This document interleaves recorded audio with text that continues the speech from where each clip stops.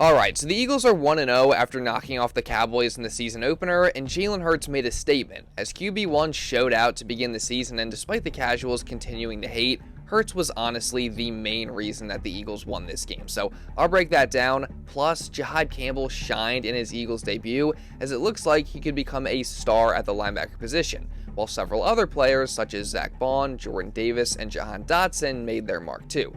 Unfortunately, though, it does seem like the Birds could have a big problem at cornerback, as Adoree Jackson really struggled. Plus, the big story is obviously the Jalen Carter incident, and it seems like the NFL could look to punish him even further. And also, breaking news, the Eagles have signed a new pass rusher in what might just be the perfect move. So let's talk about that and everything else from the Eagles and Cowboys season opener, starting right now. So that was certainly a very weird way to kick off the NFL season, as Eagles vs. Cowboys really had it all, from big plays to some wild drama, and also an unexpected 1-hour delay right smack dab in the middle of the contest.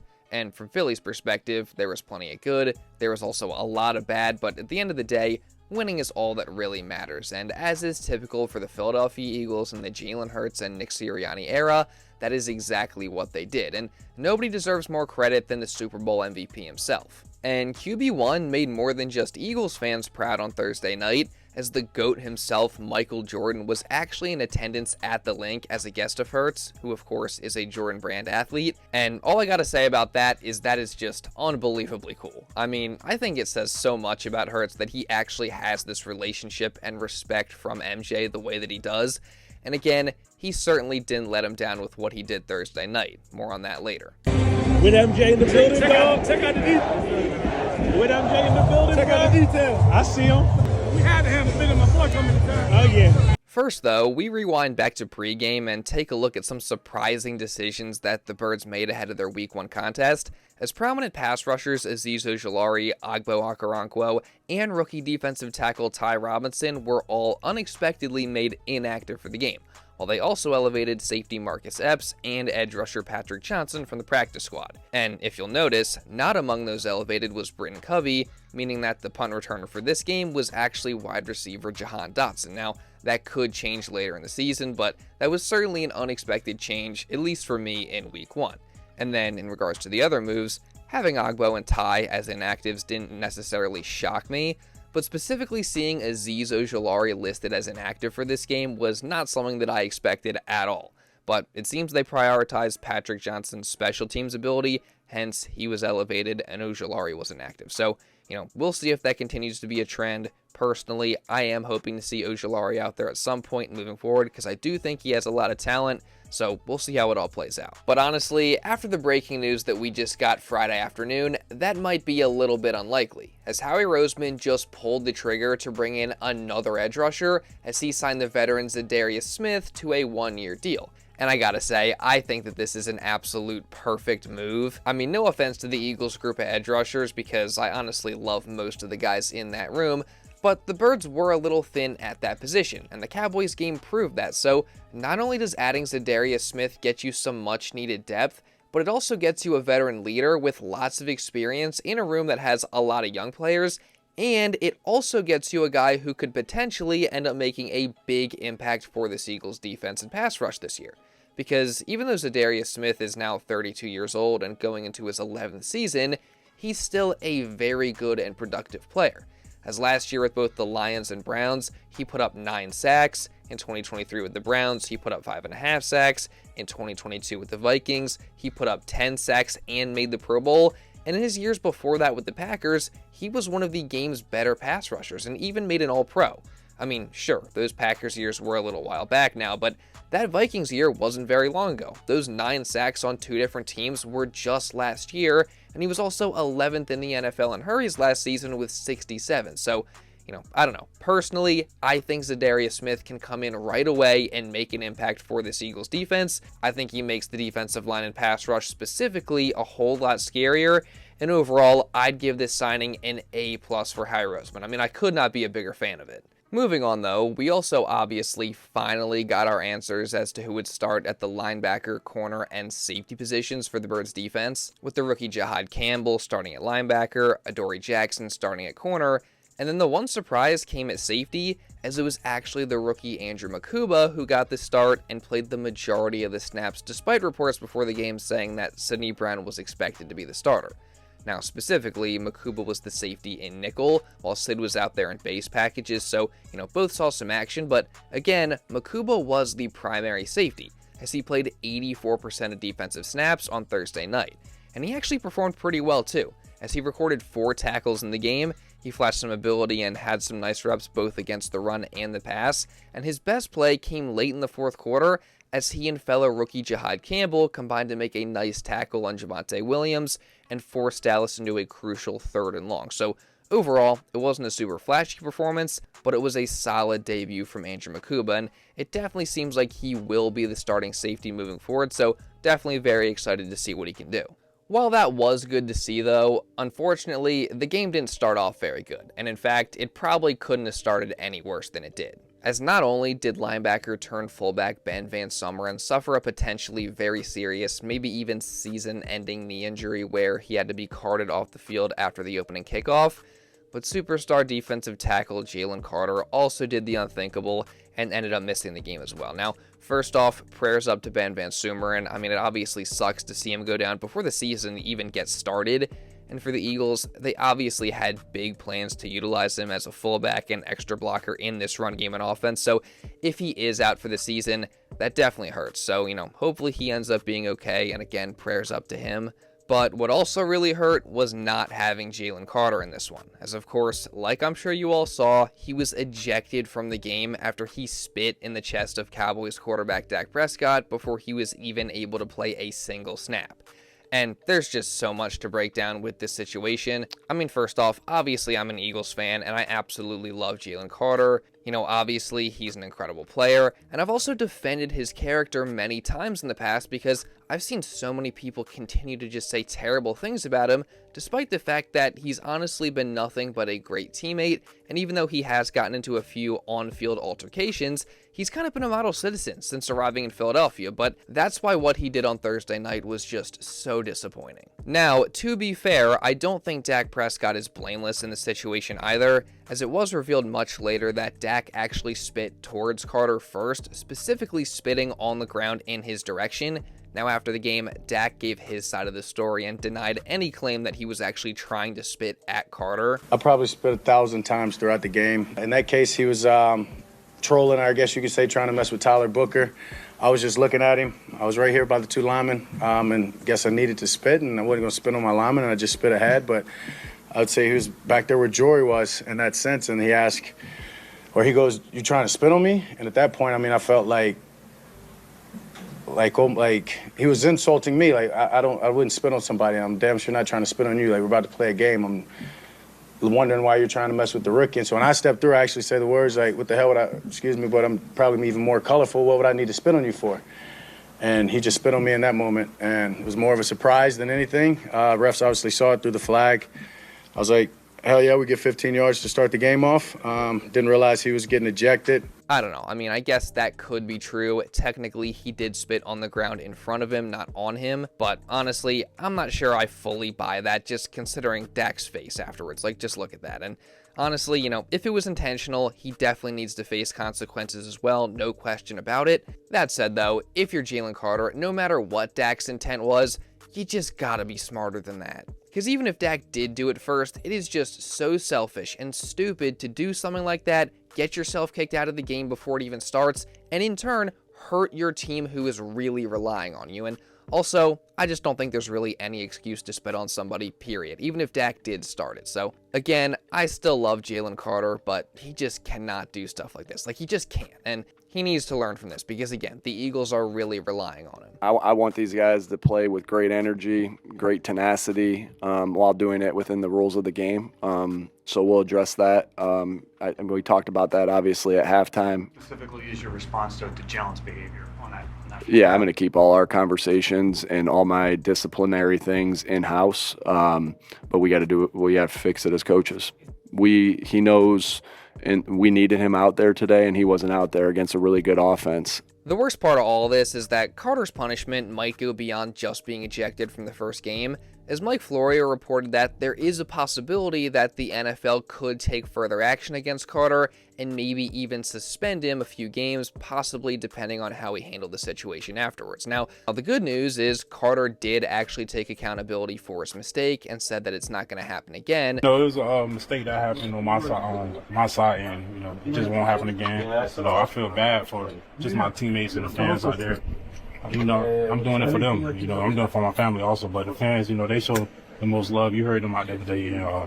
Just not being able to start the game, even and finish the game is just but we're gonna get it better. It won't happen again. I can make that promise. Overall, again, JC just cannot do stuff like this, and he has to learn from this situation. And obviously, this is going to be a big topic this week, and people may be split on it, so I'm curious to know your guys' thoughts about this whole situation down in the comments below. That said, though, no matter your opinion, there is no denying that Carter being out really did hurt the Eagles' defense in this game, as the struggles began immediately on the opening drive, with the Cowboys marching right down the field and scoring in just 6 plays via a Devontae Williams 1-yard rushing touchdown. And while the Eagles responded, the Cowboys kept on rolling, as on their next drive, they went right down the field again with a couple big plays coming from CeeDee Lamb, and with the help of a Quinyon Mitchell 34-yard pass interference penalty, they got in scoring position and capitalized once again with a Javonte Williams 1-yard rushing touchdown. And again, the Eagles responded, but the Cowboys just kept the scoring going, this time getting into field goal range and getting 3 points, after a Nolan Smith taunting penalty put them in very good position. Now, side note, I do want to say, I think this is an absolute garbage call by the officials here. I mean, Nolan Smith made a great play, so he should be able to celebrate, get fired up, and talk a little bit of trash. Like, I just cannot express to you how mad it makes me that this is now a 15-yard penalty in the NFL. Like, that is just so soft and against the spirit of competition in my eyes, but again, still, the Cowboys got points here. And they did it again on their next drive too, going 53 yards in 51 seconds, again with the help of some penalties. By the way, there were a lot of penalties in this game, but nonetheless, they got in field goal range and got 3 points to end the half. So overall, pretty safe to say it was not a very good start to the season for the Eagles defense in the slightest. And while there were no doubt multiple issues, including the run defense, and again, a lot of penalties for a lot of yards, I think easily the biggest glaring issue was none other than cornerback Adoree Jackson, which coming into the game, he was my biggest concern.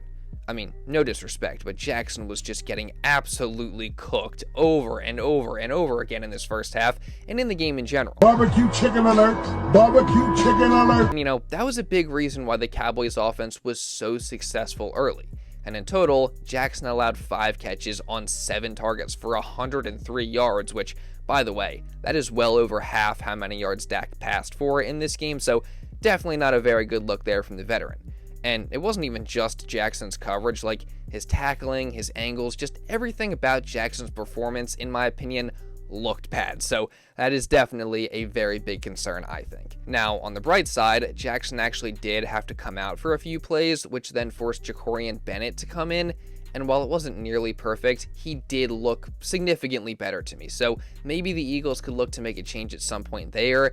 And also, remember what Howie Roseman said. If they need to make a move, they will make a move. So it's going to be interesting to watch Jackson and just the situation at cornerback over these next few weeks. Moving on, though, the good news after giving up 20 points on the Cowboys' 4 drives in the first half is that the Eagles were still somehow in the lead after 2 quarters. And that's in large part because of a great start by Jalen Hurts in the offense, albeit a pretty interesting one. As right after the Cowboys' first score, Hurts and the Eagles marched right down the field with a couple throws to Dallas Cowboys, along with big runs from Saquon Barkley and also Will Shipley. By the way, shout out to the great blocking from the offensive line and the rest of the Eagles on this drive. And then Jalen Hurts capped it off by scrambling and running it into the end zone from 4 yards out. And then again, on the next drive, Hurts and the offense responded to a Cowboys score as they methodically drove down the field, with Jalen Hurts having a few clutch runs, including one on a 3rd and 5, and another to cap off the drive with yet another score.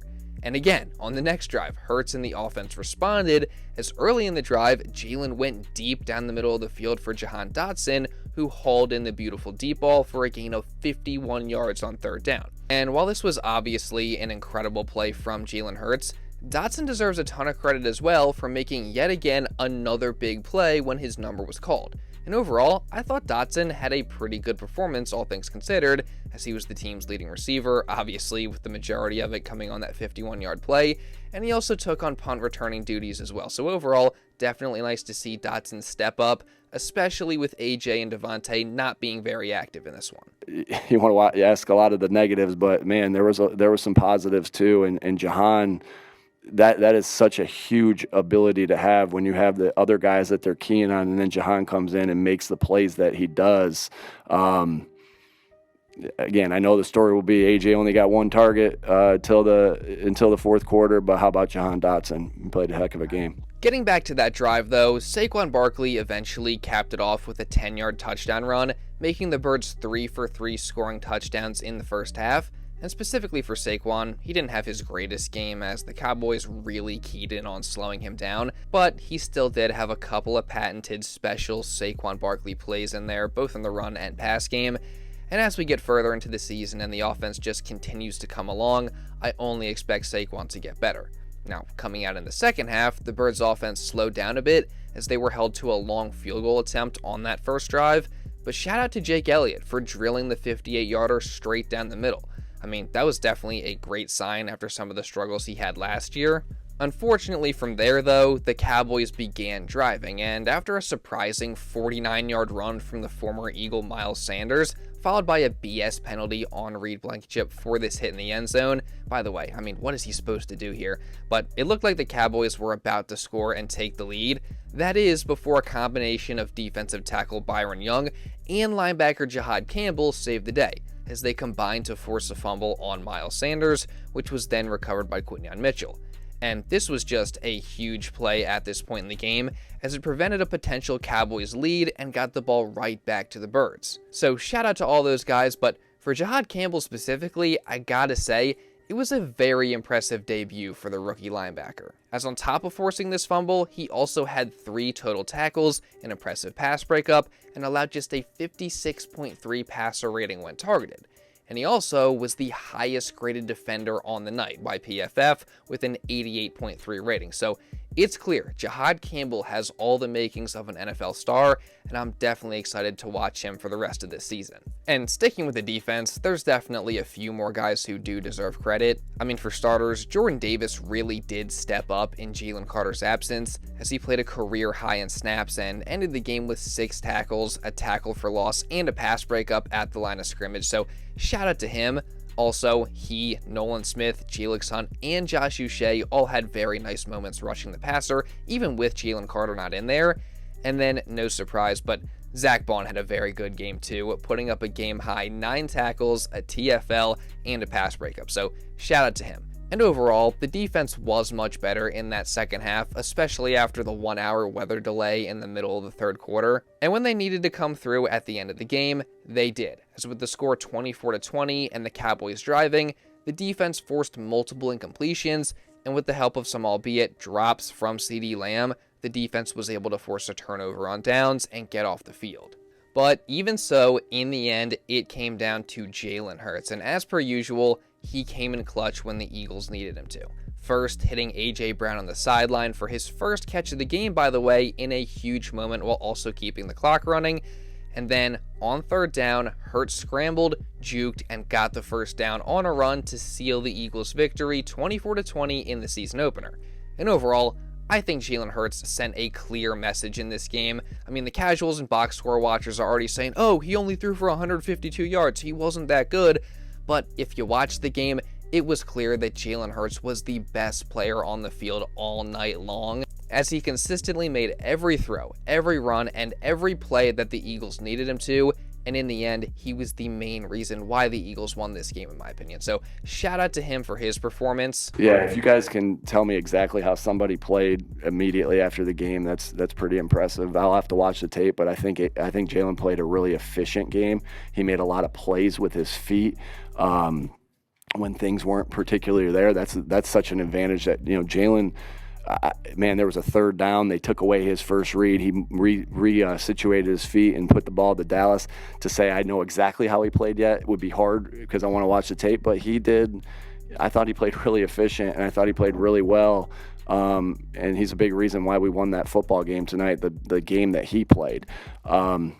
Again, I know that it will say that we threw for 152 yards. What's going on? Why didn't we throw? But Jalen played really efficient and really good. And from what I saw, and made plays both with his legs, with his mind, and with his arm.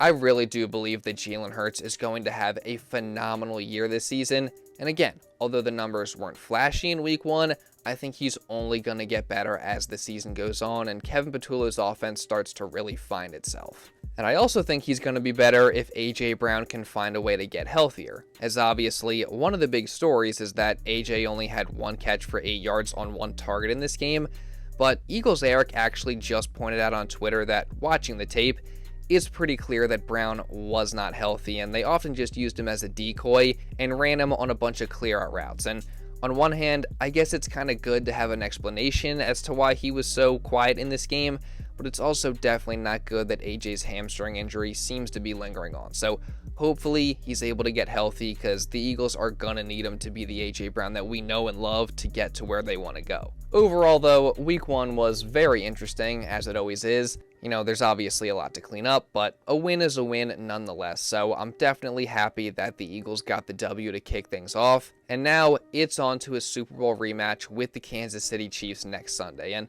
I'm going to be covering everything leading into that matchup, so if you don't want to miss anything, make sure you guys subscribe and you turn on notifications. Again, that way you don't miss any Eagles coverage coming throughout the rest of this week and this entire season. And also, while you're at it, make sure you guys drop a like down below as well to show some support, because it really does help me out a ton. Let's see if we can get to at least 500 likes on today's video. That would be greatly appreciated. And also, leave a comment down below. Give me all your thoughts from the Eagles' week 1 win over the Cowboys.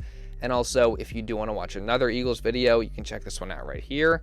And now with all that being said, that's pretty much all I got for this one, guys. So thank you all so much for watching, and I'll see you in the next video.